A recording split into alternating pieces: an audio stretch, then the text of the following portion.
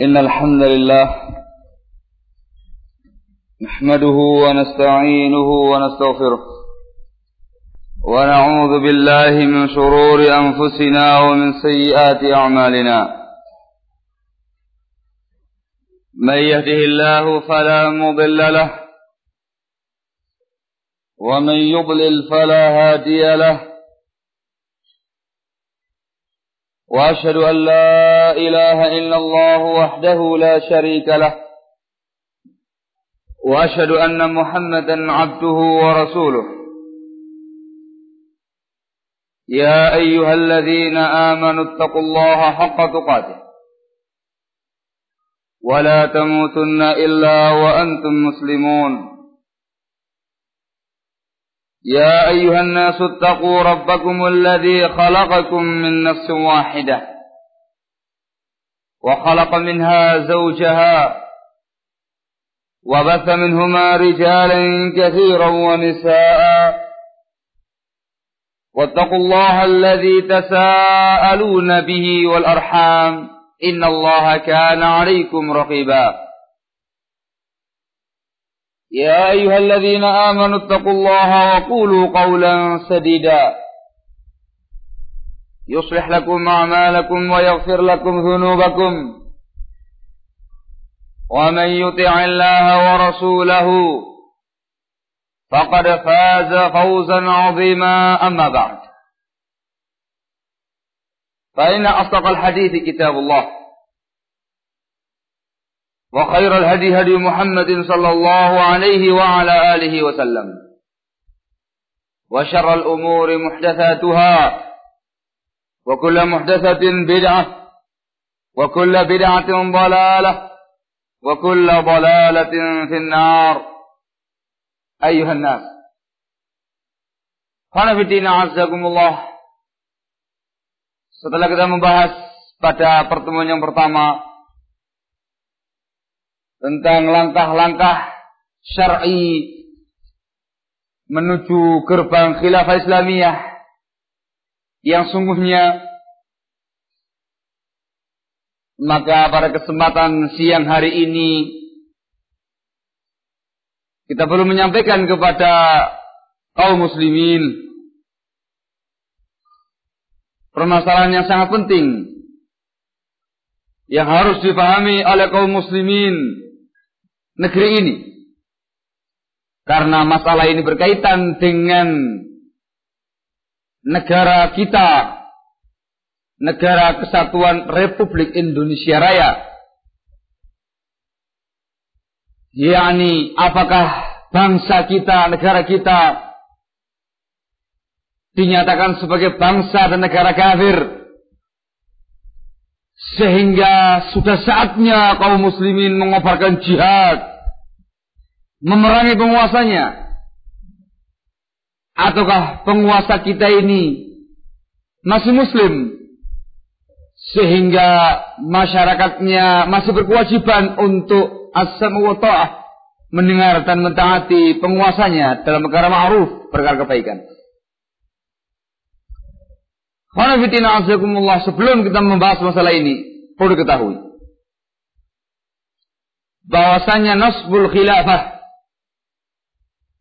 mengangkat atau membentuk sebuah kekhilafahan pemerintahan dalam Islam dihukumi wajib, dihukumi sebagai wajib kifayah. Ini khanafiddin a'azzakumullah dinukil kesepakatan oleh sebagian para ulama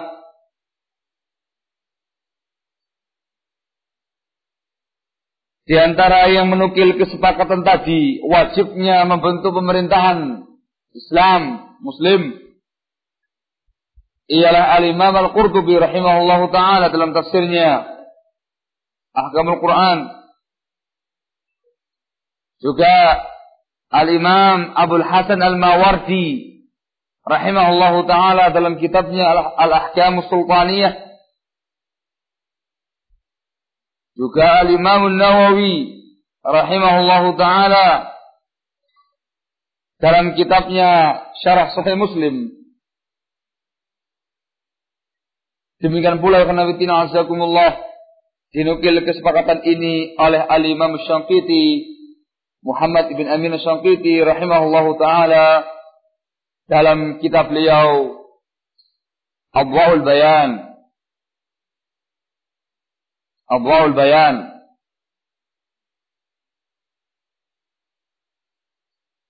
Nah, ya ikhwan, ini ijma' kesepakatan para ulama yang dinukil oleh mereka tadi, kesepakatan untuk menunjukkan wajibnya membentuk pemerintahan dalam sebuah wilayah. Namun yang perlu dipahami di sini, bahwasanya kewajiban membentuk sebuah imarah, sebuah pemerintahan dalam sebuah wilayah, ialah kalau memang dalam wilayah tadi tidak ada pemerintahnya, tidak ada penguasanya, masyarakat dalam kondisi tanpa penguasa, tanpa pemimpin, tanpa adanya pemerintahan yang sah. Di saat itu, maka kaum muslimin hukumnya wajib untuk membentuk sebuah imarah, membentuk sebuah kepemimpinan, mengangkat seorang penguasa, mengangkat seorang pemimpin. Demikian yang dinyatakan dengan tegas oleh Al-Imam Al-Mawardi rahimahullahu ta'ala dalam kitabnya Al-Ahkam Sultaniyah. 6. Dan perlu diingat karena witina azakumullah, bahwasanya pembentukan pemerintahan itu hukumnya fardu kifayah. Tidak semua kaum muslimin diikutsertakan dalam bab ini, tetapi cukup dilakukan oleh ahlul halli wal aqdi. Al-halli wal aqdi, orang-orang yang berkompeten dalam perkara ini dalam wilayah tersebut. Paham sampai sini ya? Saya dipahami. Ada jelas. Namun yang menjadi kenyataan sekarang ini khanafitina azakumullah ialah kondisi kita sekarang ini ialah berada di sebuah bangsa, di sebuah negara, Republik Jumhuriyah, yang memiliki seorang penguasa, memiliki seorang pemimpin yang sah, disahkan oleh majelisnya. Yang mengesahkan siapa ya Pak? DPR atau MPR? Oleh Majelis Permusyawaratan Rakyat, Majelis MPR Indonesia, MPR RI. Ini yang menjadi masalah. Maka khanafitina azakumullah, untuk membentuk imarah, membentuk sebuah kekhilafahan yang wajib tadi, maka harus diperjelas status dan kedudukan pemerintahan Indonesia ini. Paham ya? Kalau pemerintahan Indonesia ini ialah pemerintahan muslim, penguasanya muslim, bangsa dan negara muslimin, maka tidak diperbolehkan untuk mendirikan khilafah baru atau pemerintahan baru juga dengan kesepakatan kaum muslimin.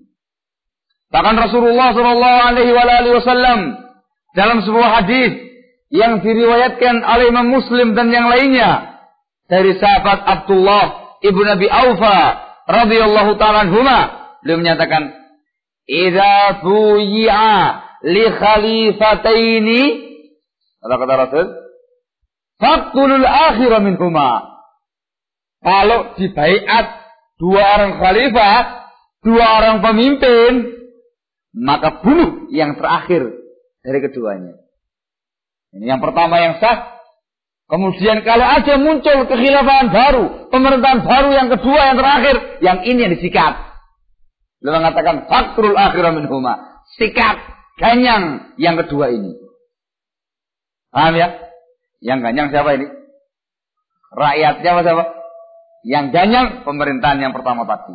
Diberi dispensasi, izin resmi dari syariat bagi penguasa yang pertama yang sah tadi untuk mengganyang pemerintahan baru yang muncul ini tadi. Itu kalau kata Imam Nawawi rahimahullah, kalau tidak memungkinkan diatasi kecuali dengan cara diganyang kayak berambang gitu. Kalau mungkin diatasi dengan cara baik-baik, damai, wahada, selesai urusan, itu dicari dengan tanpa pertumpahan darah. Kalau nggak bisa, memang orang itu siap untuk bertempur melawan penguasa yang pertama, maka penguasa yang pertama dikasih izin untuk menyerang yang kedua tadi. Yang kedua termasuk dalam kategori bughat, pemberontak penguasa yang sah tadi. Paham sampai sini ya? Maka untuk urusan pembentukan imarah pemerintahan ini sekali lagi ditentukan terlebih dahulu bagaimana status imarah Indonesiah Jumhuriyah ini. Pemerintahan Republik Indonesia Raya ini. Kafir atau tidak muslim? Kalau muslim sudah tidak boleh. Kalau kafir, bagaimana sikap kita? Apakah langsung mendirikan imarah baru atau bagaimana? Itu dibahas dirinci oleh para ulama kita. Sebelum kita membahas dan merinci bagaimana prinsipnya Ahlussunnah wal Jamaah dalam perkara seperti ini, khanafitina asakumullah, perlu kita sampaikan kepada antum bagaimana pandangan cendil-cendil anjing-anjing neraka ini dalam mensikapi pemerintahnya, mensikapi pemerintah Indonesia Raya ini. Dan kamu mengerti bagaimana sudut pandangnya mereka itu. Nah, kali ini saya bawakan tulisannya Safil Ghufran itu yang namanya Mukhlas itu ya. Nama lainnya Mukhlas kan? Iya, boleh yang Samudra yang sekarang di Desa Kambangan itu. Dijilajab. Katanya orangnya. Para sahabat bilang dijilajab. Bacanya harus mufakham, boleh merokok katanya. Paham? Di sini khanafitina azakumullah. Enggak tahu makalah judulnya apa ini. Judulnya ini koreksi majalah Asy-Syariah. Masya Allah. Betul-betul di depan mata dia majalah Asy-Syariah ini khanafitina azakumullah. Majalah yang sangat besar. Majalah yang betul-betul membahayakan misi perjuangan dia. Majalah loh, majalah ya. Durung buku nih. Sik majalah ini. Allah musta'an. Majalah padahal setiap bulan terbitnya. Setiap bulan terbitnya. Koreksi majalah Asy-Syariah. Dan yang membuat satu orang ini semakin gemas. Kepingin ngeremes-keremes majalah Syariah dan para pengasuh-pengasuhnya. Ketika dia disodori oleh salah seorang muridnya sebuah masalah Syariah yang temanya yang saya sebutkan tadi, menyikapi kejahatan penguasa. Mau tak bawa, lupa lagi Allah musta'an. Yang ngerti majalah ini, bulan. Dia sangat geram khanafitina azakumullah ketika dia membaca makalah yang ditulis oleh dua ustaz. Ditulis oleh Al-Ustaz Muhammad Umar Sayyid hafizahullah ta'ala warah. Yang kedua ditulis oleh Al-Ustaz Qamar Su'aidi hafizahullah ta'ala warah. Yang isinya khanafitina azakumullah ialah menjelaskan kepada pembaca ketika itu sikap mendengar dan mentaati pemerintah muslim. Dibawakan ayat, dibawakan hadis yang menjelaskan as-sam'u wa ta'ah, kewajiban mendengar dan mentaati pemerintah, penguasa selama mereka masih muslim, walaupun mereka zalim, walaupun ila akhirih. Begitu. Nah, ini mencak si Mukhlas hadza, Safil hadza, mencak ngamuk dia. Betul-betul disebutkan di sini sama dia bahwasanya pengasuh majalah Asy-Syariah ini campur baur akidahnya, campur baur prinsip keimanannya. Begitu. Dijuluki sama dia sebagai ghulatul murji'ah ekstrim. Lebih ekstrim daripada pemikiran Jahmiyah, kata dia. Walah, Jahmiyah itu ya ikhwan dikafirkan oleh para ulama. Jumhur ulama mengkafirkan kelompok sesat yang namanya Jahmiyah. Dia mengatakan pengasuh-pengasuhnya Asy'ari'ah itu pemahaman dia tentang masalah keimanan lebih parah, lebih bejat, lebih mengerikan daripada Jahmiyah. Kayak apa? Kira-kira hukumannya terhadap mereka-mereka ini? Sangar pokoknya. Allah musta'an. Dalam buku ini Fanafitina Azakumullah, dia banyak menyebutkan beberapa poin permasalahan begitu. Cuman yang ingin saya angkat di sini ya, yang sesuai dengan tema pembahasan kita kali ini, pembahasan tentang masalah imarah pemerintahan. Dan justru ini Fanafitina Azakumullah dijadikan oleh penulis satu ini, Safil Hadza, sebagai syubhat terbesar majalah Syariah. Dia mengatakan ikhwan di halaman 84 dengan subbahasan syubhat majalah Asy-Syariah.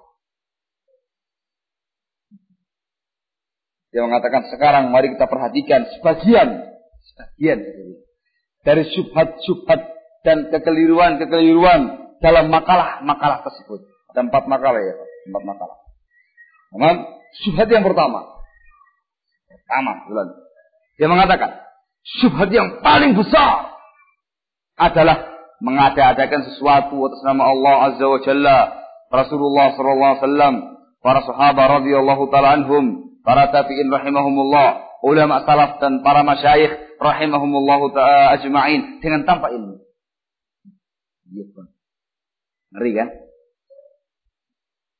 Sebab kesimpulan dari makalah-makalah itu, penulisnya tanpa ragu sedikit pun menyatakan bahwasanya pemerintahan Indonesia menurut syar'i adalah pemerintahan Islam dan para penguasanya menurut syar'i adalah penguasa kaum muslimin yang berhak didengar dan ditaati oleh kaum muslimin dan wajib kaum muslimin mendengar dan taat kepada mereka dalam hal-hal yang bukan kemaksiatan dan dilarang keluar dari jamaah mereka serta dilarang keluar berjihad untuk menentang dan melawan mereka.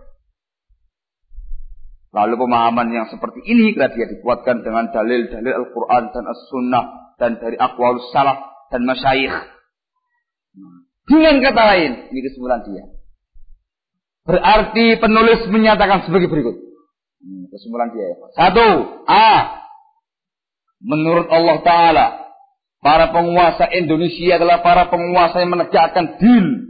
Maka Allah Ta'ala memerintahkan kepada kaum muslimin untuk menunaikan kewajibannya, termasuk memberikan as-sam' wa ta'ah, mendengar dan ketaatan kepada penguasa. Lihat kata-kata Ustaz As-Sewet pada halaman 10 dan 11 di Asy-Syariah.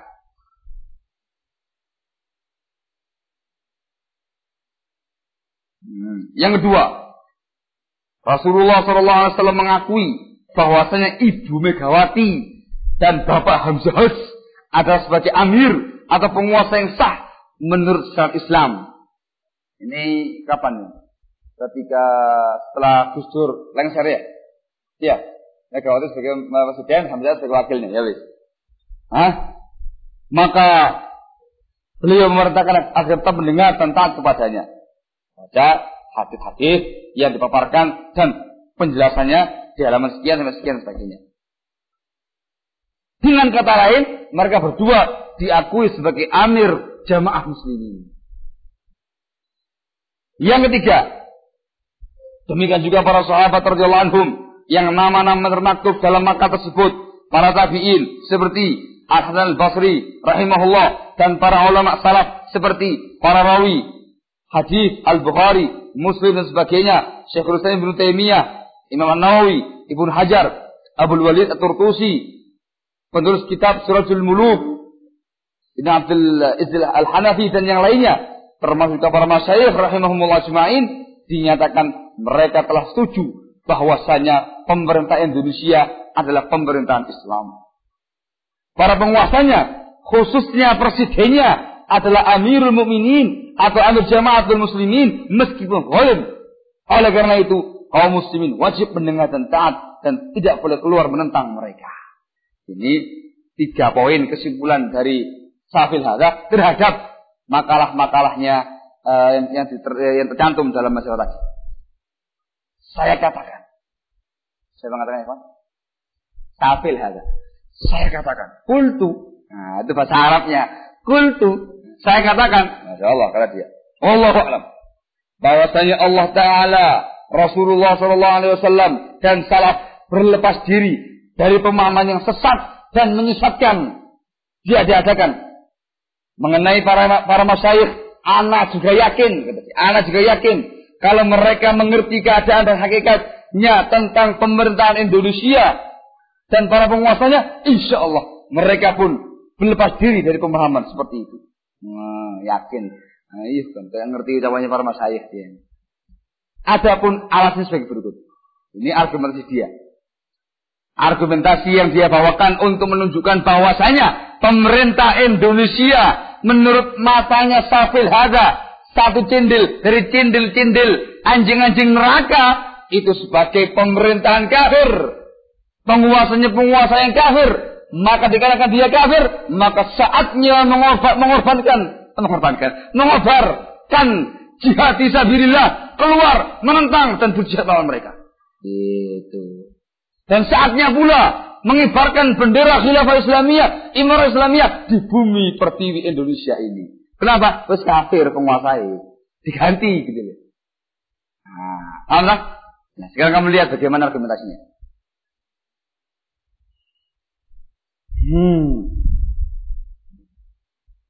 Yang pertama, syarat imarah pemerintahan menurut syariat Islam.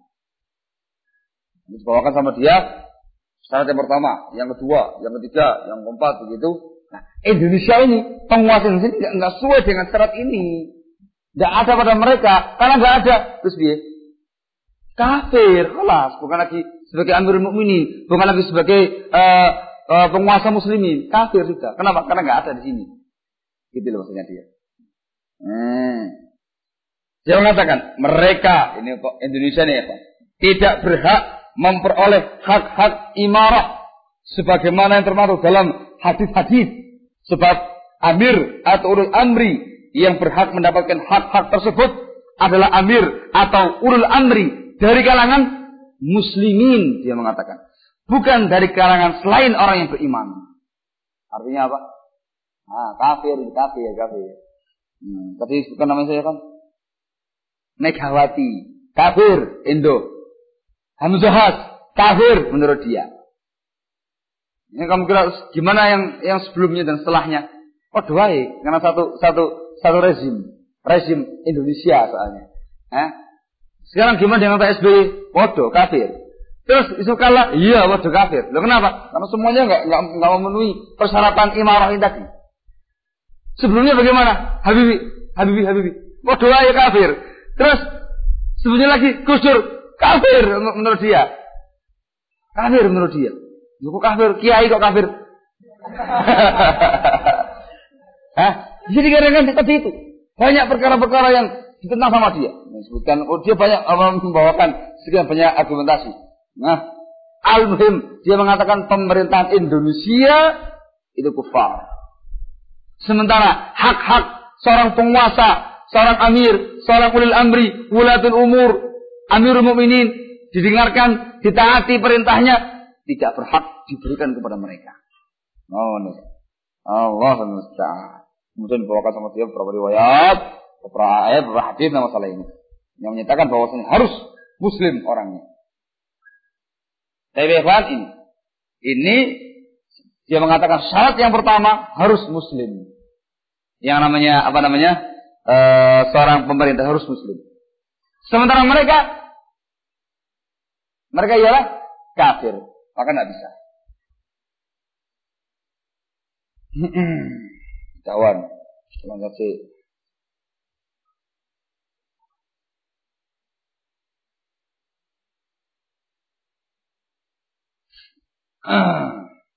Ini ada yang hilang. Ini cara macam ini. Hilang. Tapi yang kedua, dia menyebutkan bahwasanya adil. Syarat yang kedua ialah adil. Pengusaha yang adil. Dia mengatakan minimal menurut Imam Suyuti adil dia menjauhkan diri dari segala dosa besar dan meninggalkan diri dari terus-menerus melakukan dosa-dosa kecil. Lihat al-aswan nawair ilah ini. Sementara mereka tidak adil. Itu maunya dia. Sebenarnya dia itu tidak adil. Kenapa? Oke dosa nih. Kalau nggak adil, maka itu kesulitan. Maka dia kafir. Ilmu syar'i. Dia mengatakan, ini yang ketiga, ilmu syar'i. Dia mengatakan dengan jelas dua syarat ini, adil dan ilmu syar'i tidak ada pada mereka. Tidak ada pada mereka. Ustaz, berapa ini? Islam, adil, ilmu syar'i. Yang ketiga, dibaiat dan dilantik di atas Alkitab was sunnah. Itu syaratnya seorang pemimpin. Kata dia, syarat yang satu ini, murid TK pun mengetahui bahwa mereka, yang Indonesia ini, tidak dibaiat di atas Alkitab dan As-Sunnah. Tapi mereka dilantik, dibaiat, dan disumpah di atas kekufuran, kesyirikan, di atas undang-undang jahiliyah, undang-undang tauhid yang penuh dengan syirik, nifaq, riddah, seperti demokrasi, sosialisme, dan yang lain-lainnya. Ini yang berapa ini? Yang keempat. Yakni syaratnya seorang pemimpin, kata dia, harus dibaiat di atas Alkitab was sunnah. Sementara mereka itu dibaiat di atas dasar undang-undang dasar 45, demokrasi, nasionalisme, sosialisme, dan yang lain-lainnya. Yang undang-undang tauhid yang penuh kesyirikan, kemunafikan, kemurtadan. Bisa anak TK ngerti. Kalau mereka itu bukan muslim, dikarenakan dibaiat bukan di atas dasar perkara tadi. Gitu. Warak pokoknya. Dan yang lainnya. Wah, luar biasa ya Pak. Panjang sebutkan sama dari sini. Bukti yang kedua. Dia mengatakan bahwasanya para pemimpin sekuler sekarang ini telah keluar dari Islam dari berbagai pintu. Pintu ini oke. Pintu untuk keluar dari Islam, pintu murtad, itu banyak gitu loh. Nah penguasa Indonesia ini kata mereka sudah keluar dari pintu-pintu ini tadi. Pintu ini masuk, pintu ini masuk, pintu ini masuk, pintu ini masuk, pintu ini masuk. Sekian banyak pintu yang akhirnya dia mengatakan bahwasanya mereka telah keluar dari Islam dari berbagai macam pintu. Jadi cepat metune, soalnya enggak rebutan satu pintu. Pintunya oke. Pintu A, pintu B, pintu C, pintu D, pintu E gitu, gampang metune. Allahul musta'an. Ada nanti. Yang kita bahas pertama kali ialah syarat-syarat seorang pemimpin dalam Islam. Ini kan poin yang kedua. Yang pertama dulu. Tayyib. Qanabitina azakumullah.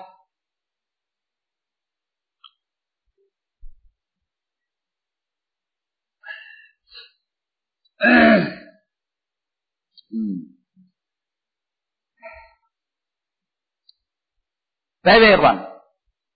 Yang perlu dipahami di sini ialah siapa sungguhnya seorang penguasa? Seorang penguasa menurut Islam itu. Siapa? Penguasa muslim yang harus didengarkan dan ditaati. Itu siapa? Kali pertama yang kita harus pahami ialah bahwasanya dalam Islam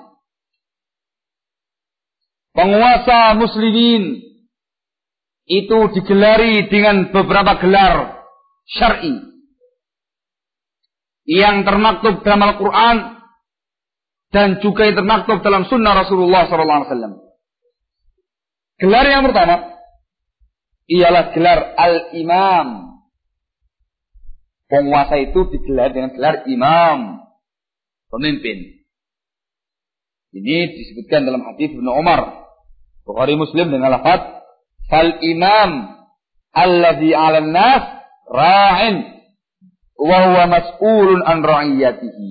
Al-imam, seorang imam yang ngurusi manusia, dia sebagai seorang pemimpin dan akan dimintai pertanggungjawaban dia atas kepemimpinan dia. Ini nama yang pertama, seorang imam. Dijuluki sebagai imam. Yang kedua, dijuluki sebagai seorang amir. Imam, amir. Artinya sama, penguasa tertinggi. Amir. Juga dari hadis yang sama. Ibnu Umar muttafaqun alaih, namun disebutkan dalam sebagian riwayat dengan lafaz fal amir allazi 'alan nas. Seorang amir yang memimpin umat manusia. Namanya amir. Yang ketiga, digelari dengan al-malik. Al-malik. Apa artinya? Raja. Raja. Ini khanafitina asyaikumullah diambil dari beberapa ayat yang berkaitan dengan sebagian nabi. Seperti Nabi Allah Daud alaihissalam, Allah mengatakan tentang beliau dalam surah Al-Baqarah ayat 251, Allah menyatakan wa qatala Dawudu Jaluta wa atahu Allahul mulka wal hikmata wa 'allamahu mimma yasha. Dan Daud membunuh Jalut dan Allah anugerahkan kepada Nabi Allah Daud kerajaan dan hikmah. Ila akhir ayat. Dari kalimat al-mulk menunjukkan bahwa seorang penguasa disebut pula sebagai seorang al-malik, seorang raja.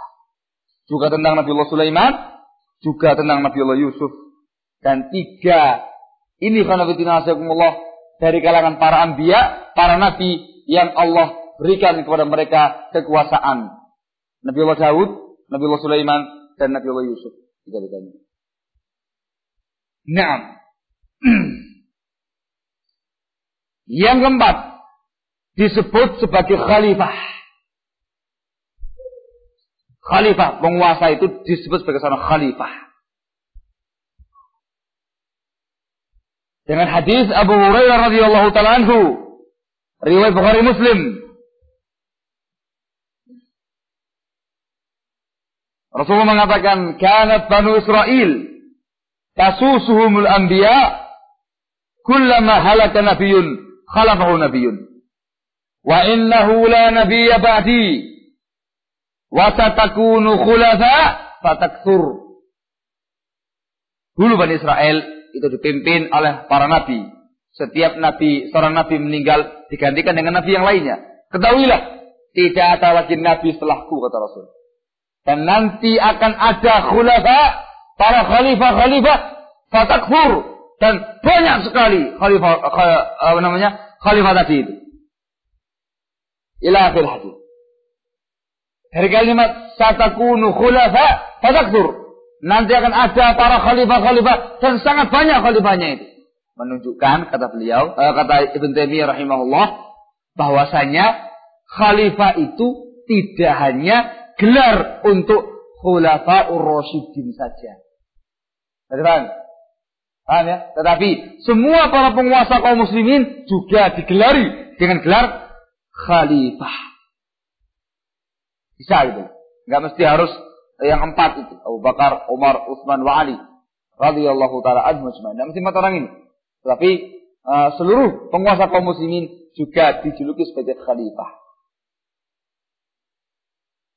Naam ya ikhwan.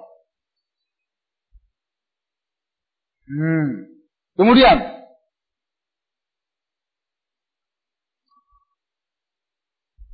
ini nama-nama syar'i azakumullah yang menjelaskan tentang gelar-gelar penguasa dalam Islam.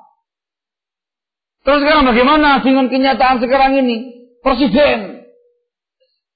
Presiden itu bahasa Arabnya Rais Jumhuriyah. Pemimpin republik. Namanya presiden. Sekarang bagaimana dengan presiden?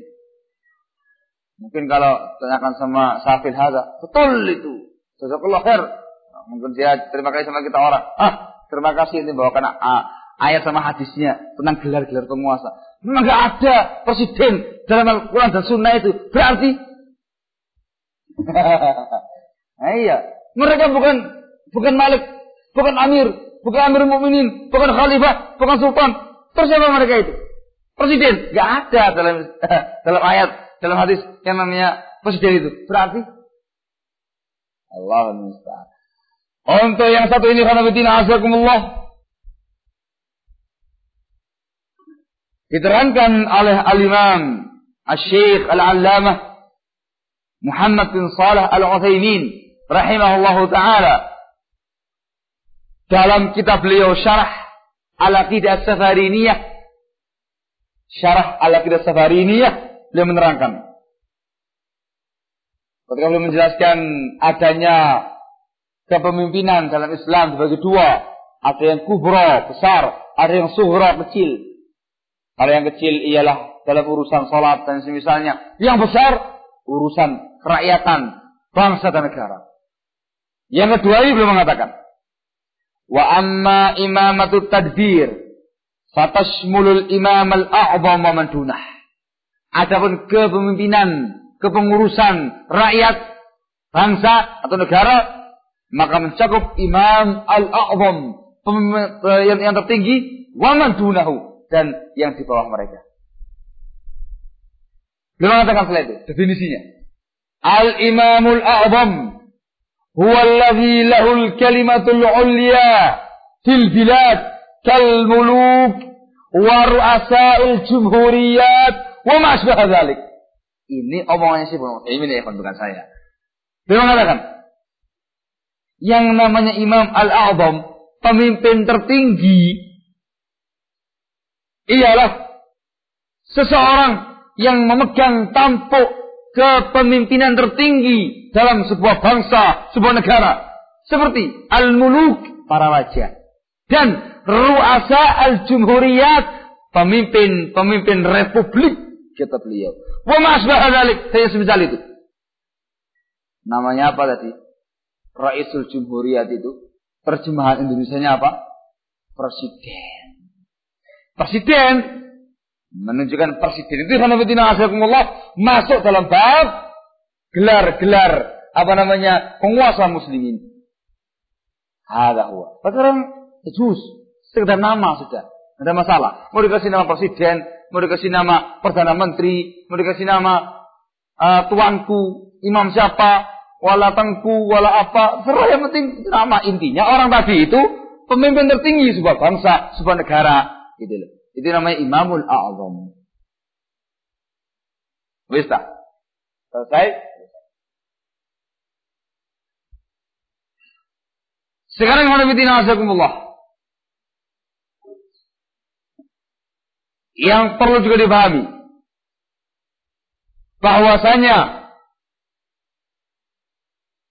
penguasa muslimin yang harus didengarkan dan taati itu tidak hanya Al-Khalifatul A'zam, penguasa tertinggi yang memimpin kaum muslimin semua negara, semua bangsa dunia. Tidak hanya itu. Kalau Khalifatul A'zam, penguasa tertinggi yang memimpin semua kaum muslimin di dunia ini, jelas wadah urusannya. Masuk, jelas-jelas masuk dalam bab ini. Seperti Khulafaur Rasyidin, Khilafah Bani Umayyah seluruhnya, kemudian Khilafah Bani Abbasiyah sampai pertengahannya, itu semuanya masuk dalam bab ini, jelas. Bab mereka penguasa tunggal kaum muslimin di semua negara di seluruh dunia. Paham? Masuk pula dalam bab ini khanafitina azakumullah ialah penguasa kaum muslimin yang muslim pada masing-masing negara, pada masing-masing wilayah. Sudah masuk. Ini diterangkan di khanafitina azakumullah oleh al-Imam As-San'ani rahimahullahu taala dalam kitab beliau Subulus Salam, ketika beliau menjelaskan hadis Abu Hurairah radhiyallahu taala anhu yang diriwayatkan oleh Imam Muslim dalam sahihnya dengan lafaz man kharaja 'anil ta'ah wa faraqal jamaah wa mata famitatuhu jahiliyah, barang siapa yang keluar dari ketaatan dan memisahkan diri dari jamaah dan kemudian dia mati, maka matinya mati jahiliyah. Beliau mengatakan, kata San'ani rahimahullah tentang riwayat ini, qauluhu anit ta'ah. Sabda beliau keluar dari ketaatan, yakni ta'atul khalifah alladhi waqa'a al-ijma'u alaihi, yakni keluar dari ketaatan kepada seorang khalifah yang disepakati oleh kaum muslimin. Dia mengatakan, wa ka'annal murad, dan yang dimaksud ialah khalifatu kulli qatrin minal aqtar, yakni khalifah, pemimpin masing-masing negara dari negara-negara yang ada ini, kata beliau. Sharih ucapan beliau. Gas. Dia mengatakan, "Idz lam yajma'in nasu ala khalifatin fi jami'il biladil islamiyyah min asna'id dawlatil abbasiyyah, bal istaqalla ahlu kulli iqlimin biqa'imin bi umurihim." Sebab umat manusia, kaum muslimin, tidak lagi bersatu di atas satu pemimpin, satu khalifah yang menguasai semua negara-negara Islam semenjak pertengahan Daulah Abbasiyah, kata beliau. Sebab ketika itu masing-masing muslimin di negaranya masing-masing menyendiri dengan penguasanya muslim juga, maka mereka semua masuk dalam ayat tadi, dalam riwayat tadi, termasuk khalifah, pemimpin yang juga harus didengarkan dan ditaati dan tidak boleh diberontak. Ini keterangannya As-Sun'ani rahimahullahu ta'ala.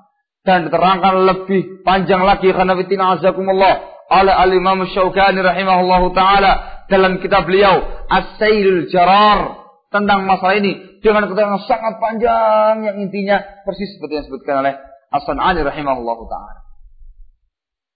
Sehingga khanafitina azakumullah dari keterangan para imam tadi menggambarkan pada kita bahwasanya yang namanya penguasa tidak hanya penguasa tunggal kaum muslimin sedunia, tapi juga masing-masing negara itu nanti dikatakan juga sebagai khalifah, sebagai imam, sebagai amir untuk kaum muslimin. Indonesia ada penguasanya, Malaysia ada penguasanya, Yaman ada penguasanya, Saudi ada penguasanya, Brunei juga demikian. Wah, kan. Masing-masing ini dikatakan sebagai penguasa. Paham sampai sini? Wadah ya.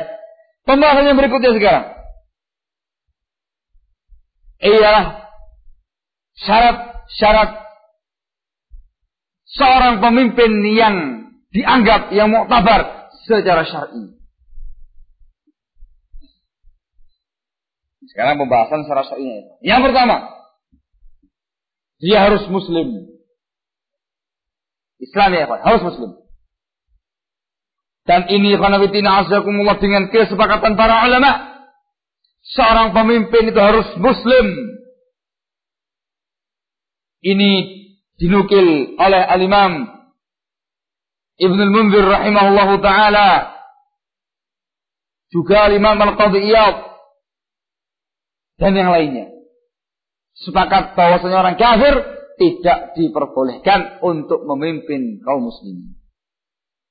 Untuk yang satu ini kita tunda pada poin yang kedua dari pandangannya Safil Hadza. Kita bahas Indonesia ini muslim atau tidak nanti belakangan. Yang jelas kita sepakat dengan dia bahwasanya syaratnya harus muslim. Dan ini khanafitina azakumullah syarat sah seorang penguasa. Tidak bisa tawar-tawar. Harus muslim. Yang kedua ialah al-hurriyah. Syaratnya harus merdeka. Dia ini harus merdeka. Bukan penguasa budak. Bukan penguasa budak. Ini juga dengan kesepakatan para ulama. Dinukil kesepakatan ini oleh al-Imam Ibnu Battal dari Al-Muhallab. Juga dinukil oleh al-Imam Al-Qurtubi dalam tafsirnya. Al-Imam Syantiti rahimahullah dalam tafsirnya Baul Bayan. Dan juga Syekh Ibnu Utsaimin rahimahullah ta'ala di dalam Syarah Al-Aqidah Safariniyah. Keharusan harus seorang merdeka, bukan budak. Untuk yang satu ini ada pada penguasa Indonesia. Mereka bukan budak. Mereka pemerintah yang merdeka. Orang merdeka bukan budak. Selesai, ada pada dia. Halas. Intahaina. Sekarang bagaimana kalau dia budak? Misalkan. Bagaimana kalau dia seorang budak? Apakah dia kafir? Al-jawab, ya tidak kafir. Ya safil. Apa kamu kira semua para budak itu kafir kabeh? Ya tidak. Ada budak-budak yang muslimin. Ada. Itu cuma statusnya dia saja. Sehingga kalau kemudian ada seorang penguasa yang memimpin kaum muslimin dan dia bukan seorang yang merdeka dan dia seorang yang budak, bukan berarti kemudian dikarenakan tidak sesuai dengan syarat yang kedua ini, kemudian kita mengatakan dia kafir kalau begitu. Loh kenapa? Dia bukan seorang yang merdeka. Itu pandangan safil ente ini. Rendah betul memang. Allahumma daya ikhwan. Tidak bisa dikafirkan ikhwan fillah azakumullah hanya semata-mata orang itu sebagai budak. Tidak. Apalagi dengan sekian banyak riwayat bahwasanya Rasulullah sallallahu alaihi wasallam mengatakan, "Usikum bitaqwallahi azza wa jal was-sam'i wat-tha'ah wa in ta'ammara 'alaikum 'abdun habasyi." Saya memberikan wasiat kepada kalian untuk bertakwa kepada Allah azza wa jal dan mendengar dan mentaati penguasa kalian walaupun kalian dipimpin oleh seorang budak dari Habasyah. Tetap mendengar dan mentaati, enggak dikafirkan dengan status sebagai seorang budak. Selesai. Adapun merdeka ada pada penguasa Indonesia. Syarat yang ketiga ialah harus laki-laki. Wong lanang. Ini juga dengan kesepakatan para ulama. Di antaranya ialah Imam Al-Qurtubi rahimahullahu ta'ala dalam tafsirnya. Juga Imam Asy-Syanqiti rahimahullah dalam tafsirnya pula. Dan sebelum mereka berdua, kesepakatan ini dinukil oleh Al-Imam Ibnu Hazm rahimahullahu ta'ala. Mereka semua sepakat bahwasanya seorang penguasa harus laki-laki, bukan perempuan. Mereka semua berhujjah dengan hadis Abu Bakrah radhiyallahu ta'ala anhu. Rasulullah mengatakan dalam sabdanya sallallahu alaihi wasallam, "La yufliha qaumun walau amrahum imra'ah." Tidak akan berbahagia suatu kaum yang dipimpin oleh seorang wanita. Sehingga harus lanang. Wis ta? Kata Safil, nah cocok pada katanya. Betul ini. Duluan sekarang. Yang dibahas tadi siapa ya kawan? Ibu Megawati. Betul loh, laki-laki. Dia perempuan. Kalau begitu dikafirkan lagi sama dia. Tidak sesuai dengan ketentuan imarah yang syariah. Harus laki-laki. Dia perempuan. Maka dia kafir. Loh, enak itu loh. Apa kamu kira semua perempuan kafir kabeh? Dan terlalu banyak kaum mukminat, kaum muslimat, wakeh. Semata-mata tidak terpenuhinya satu syarat ini, tidak bisa secara spontan mengkafirkan dia. Hanya semata-mata status kelamin. Paham tak, Phil? Iya. Kalau anda mengatakan dia perempuan maka dia kafir, kafir wedok ini. Kalau si muslim ngeluh kan, gak serapi dia. La haula wala quwwata illa billah. Nah, ya. Terus sekarang bagaimana dengan status seorang pemimpin perempuan? Masalah ini karena fitina azakumullah sudah pernah ditanyakan kepada para masyayikhuna. Secara khusus ketika itu Megawati memimpin bangsa Indonesia. Tanyakan langsung kepada para masyayikh. Waktu itu masih di bawah kerjasama dengan Pak Dena, ya Pak Dekum, Pak D Java, ya dan para yang lainnya menanyakan kepada para masyayikh secara khusus tentang Megawati. Bahkan dimasukkan dalam majalah Pak D kita, majalah Salafi. Apa sebenarnya Pak? Kafirkah Megawati? Katanya, ya kan? Ya, mengikuti perkembangan nggak sih? Itu disebutkan. Disebutkan hasil Ada pertanyaan kepada para masyayikh. Di antaranya khanafitina azakumullah. Dijawab oleh Asy-Syaikh Muhammad bin Hadi Al-Madkhali. Muhammad bin Hadi Al-Madkhali. Hafizahullah ta'ala syafah. Ketika ditanya tentang masalah ini, dia mengatakan, seorang perempuan itu kalau menjadi pemimpin, walaupun dia perempuan yang adil, perempuan yang ahli ibadah, yang salihah, maka sikap kita kepada dia ialah seperti mensikapi penguasa yang zalim. Artinya apa? Masih muslim. Bahkan secara khusus ditanyakan tentang peristiwa Ibu Megawati ketika itu sujud di pura. Di mana? Di Bali. Di Bali. Sujud di pura di Bali. Ikut ibadahnya orang Hindu. Apa namanya? Ibadah apa namanya, Van? Galungan ya. Apa namanya? Kok nyepi itu? Tuh Hindu kok nyepi. Mas gak ngerti. Masa gak tahu sepasi namanya. Bukan. Masuk ngapain bakar mayat lah. Bukan. Ibadah di puranya itu loh. Galungan ya? Iya. Saya ngomong apa? Diam-diam aja. Nah, galungan. Tanyakan langsung kepada para masyayikh. Mereka semuanya menjawab bahwasanya orang seperti itu tidak bisa langsung dikatakan sebagai orang kafir. Loh, kenapa? Dikarenakan dia berbuat seperti itu. Satu, dikarenakan dia itu orang yang jahil, bukan orang yang alim. Memang Bu Megawati bukan orang pintar dalam urusan agama. Ya, memang harus begitu diakui. Nggak pakai hijab kok, ketok. Nggak pakai hijab kan ketahuan dia jahil nama agama Islam. Orang jahil bukan orang pintar. Yang kedua, dikarenakan dia melakukan tindakan seperti itu karena tendensi tertentu. Karena ketika itu sedang kampanye, tendensi politiknya dia ingin meraih massa sebanyak-banyaknya dari Partai Merah dengan tengahnya ganteng ketaton, sehingga dia terpaksa harus melakukan tindakan demikian. Wah, dia haji, ya kan? Berangkat haji dia, sehingga tidak bisa dikafirkan katanya. Halas, intahina. Itu fatwanya para ulama. Mau apa lagi? Untuk khawatir ya. Untuk yang satu ini tadi itu semata-mata alat kelamin tidak bisa kemudian dihukumi dengan vonis dia kafir. Semata-mata beda kelamin tidak bisa. Naam. Masya Allah. Yang keempat, dia ini harus mukallaf. Syaratnya seorang pemimpin harus mukallaf. Mukallaf ialah akil, balik. Dia berakal dan dia balik. Sehingga orang yang gila, yang hagada, majnun, yang akalnya nggak bisa dia berpikir, tidak sah dianggap sebagai penguasa. Kamu katakan lagi sama Safil ada.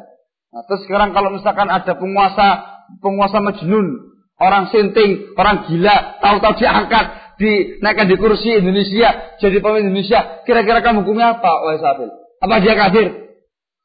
Ya enggak ya, belum. Kalau semata-mata kondisi akal dia, tidak bisa kamu mengatakan dia kafir, semata-mata dia gila, tidak bisa. Nggak bisa semata-mata tidak terpenuhinya persyaratan sebagai seorang pemimpin yang syar'i, kemudian dikatakan kafir secara mutlak. Nggak bisa. Tamam. Demikian pula orang anak kecil yang belum balik, tidak sah, tidak bisa dijadikan sebagai seorang pemimpin. Ini semuanya karena dengan kesepakatan para ulama. Dengan ijma'ul ulama, demikian dinyatakan oleh Al-Imam Al-Qurtubi rahimahullah, dan juga Ibn Hazm rahimahullah, dan Asy-Syanqiti rahimahullah. Sepakat para ulama, orang yang gila dan anak kecil tidak boleh menjadi pemimpin. Ingat, semata-mata tidak terpenuhinya syarat ini, tidak bisa dikatakan kafir langsung. Anak cilik, tahu-tahu ada anak kecil diangkat sebagai pemimpin, kafir dia itu. Loh, kenapa? Syaratnya kan harus dewasa. La haula wala quwata illa billah. Cilik-cilik kan kafir kabeh. Anakmu piye? Allah musta'an. Kata ya, itu namanya mafhum laqab istilahnya itu, yang ada pada benaknya Safil hada. Yang kelima, min Quraisy. Syarat seorang pemimpin kaum muslimin itu harus dari bangsa Quraisy. Quraisy, dari Quraisy, dari Bani Hashim, dan semua orang yang kembali pada Quraisy. Quraisy itu ada yang mengatakan Nadhr ibnu Kinanah, ada yang mengatakan Fihr ibnu Malik. Jumhur ulama berpendapat Quraisy itu nama lain dari Nadhr ibnu Kinanah. Ada lagi mengatakan la, anaknya Nadhr, yaitu Fihr. Cucunya Fihr bin Malik, Fihr ibnu Malik ibnu Nadhr ibnu Kinanah. Ala kulli hal, pokoknya dari Quraisy. Dari Quraisy.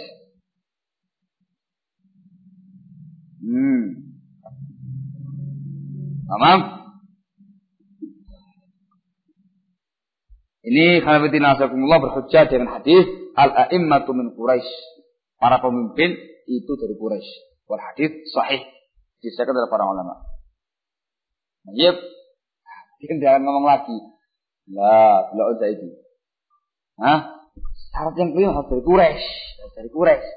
Saiki Presiden Indonesia itu wong ndi? SB dari mana? Wong Pacitan. Yusuf Kalla orang mana? Orang Sulawesi. Orang mana itu? Palu apa?